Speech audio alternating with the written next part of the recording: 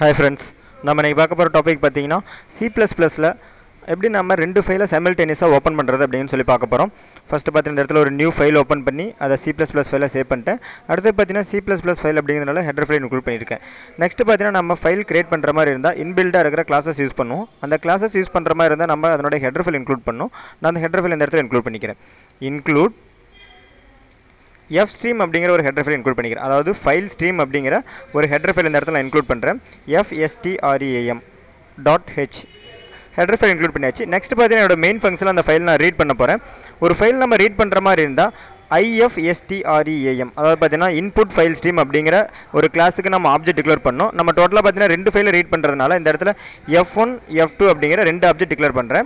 நம்ம ஓபன் பண்ற ஃபைல் பாத்தீங்கன்னா இந்த f1 அப்படிங்கற ஃபைலையும் நெக்ஸ்ட் பாத்தீங்கன்னா இந்த f2 அப்படிங்கற c ஃபைலையும் தான் நம்ம ரீட் பண்ண போறோம். இப்போ ஃபர்ஸ்ட் பாத்தீங்கன்னா f1 அப்படிங்கற ஆப்ஜெக்ட் யூஸ் பண்ணி நான் ஃபர்ஸ்ட் ஃபைல் ஓபன் பண்ண போறேன்.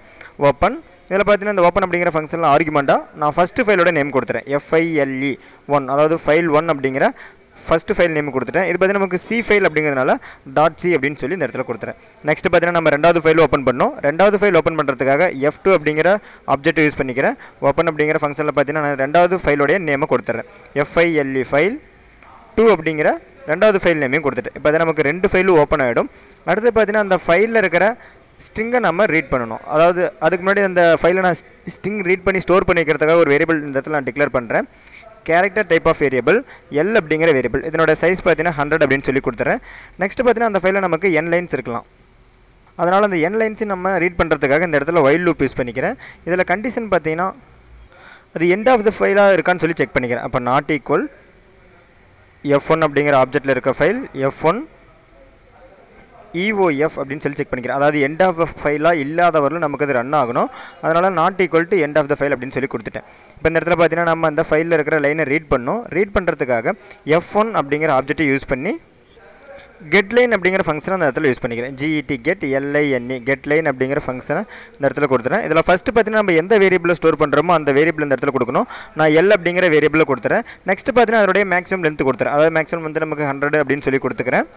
பாத்தீங்கன்னா நமக்கு ஃபர்ஸ்ட் ஃபைல்ல இருக்கிற ஃபர்ஸ்ட் லைன் ரீட் ஆகி நமக்கு அந்த l அப்படிங்கற வேரியபிள்ல ஸ்டோர் ஆயிருக்கும். இப்போ அத நான் பிரிண்ட் பண்றதுக்காக cout யூஸ் பண்ணி அந்த l அப்படிங்கற வேரியபிள்ல இருக்க அந்த ஸ்ட்ரிங்கை பிரிண்ட் பண்ணிக்கிறேன். நெக்ஸ்ட் பாத்தீங்கன்னா ஒவ்வொரு லைனும் நமக்கு நியூ லைன்ல பிரிண்ட் ஆகிறதுக்காக இந்த இடத்துல endl அப்படிங்கற மனிபுலேட்டர் யூஸ் பண்ணிக்கிறேன். endl பாத்தீங்கன்னா இருக்கிற ஃபர்ஸ்ட் ஃபைல்ல இருக்க டோட்டல் எல்லா லைன்ஸ் நமக்கு ரீட் ஆகி பிரிண்ட் ஆயிரும். பாத்தீங்கன்னா நமக்கு இரண்டாவது ஃபைலையும் ரீட் பண்ணனும். அப்ப அதுக்காக மறுபடியும் நான் while loop யூஸ் பண்ணிக்கிறேன். இதுலயும் பாத்தீங்கன்னா அதே சேம் கண்டிஷன் கொடுத்துறேன். not equal f2 அப்படிங்கற ஃபைல் அதனோட end பொசிஷனுக்கு வரவரை நமக்கு ரீட் ஆகணும். அப்ப f2.eof not equal அப்படினு சொல்லி கொடுத்துறேன். end of the file. Next பாத்தீங்கன்னா நம்ம இந்த ஃபைலும் அதே சேம் மெத்தட் தான் ரீட் பண்ண போறோம். அப்ப f2 getLine ஃபர்ஸ்ட் பாத்தீங்கன்னா அந்த வேரியபிள் நேம் கொடுக்கணும். நெக்ஸ்ட் பாத்தீங்கன்னா அதோட மேக்ஸிமம் லெந்த் 100 அப்படிங்கறத கொடுத்துறேன். நெக்ஸ்ட் பாத்தீங்கன்னா அத நான் பிரிண்ட் பண்றதுக்காக cout யூஸ் பண்ணிக்கிறேன். l அப்படிங்கற வேரியபிள்ல இருக்குறத நான் பிரிண்ட் பண்ணிக்கிறேன். அடுத்து பாத்தீங்கன்னா நமக்கு நியூ லைனுக்காக இந்த இடத்துல endl அப்படிங்கற மனிபுலேட்டர் யூஸ் பண்ணிக்கிறேன். ஃபைனலா பாத்தீங்கன்னா நம்ம அந்த ஃபைலை க்ளோஸ் பண்ணனும்.